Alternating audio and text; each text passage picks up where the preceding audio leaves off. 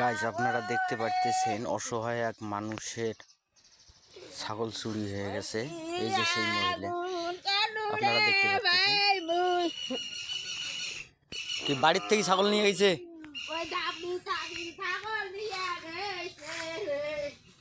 বাড়ির ধাবড়ির ছাগল থাকে সেই ছাগল চুরি হয় এই সকাল 9টা বাজে। হ্যাঁ, বাড়ির ছাগল চুরি হয়ে যায়। এই অসহায় মানুষের একটা ছাগল। হ্যাঁ